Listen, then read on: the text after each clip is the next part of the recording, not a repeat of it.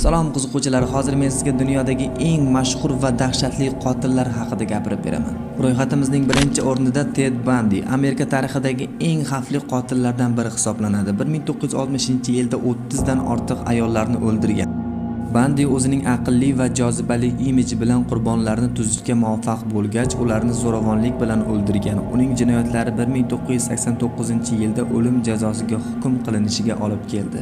Navbatdagi qotil Andrey Chikatilo. Sovet ittifoqida faoliyat yuritgan bu qotil 1980-1990-yillarda 50 dan ortiq bolalar va ayollarni o'ldirgan.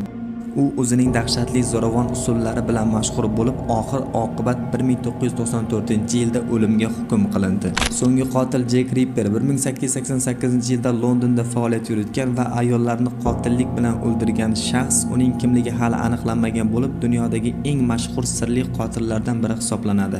Jack Ripper o'zining dahshatli qotilliklari bilan tarixga kirdi.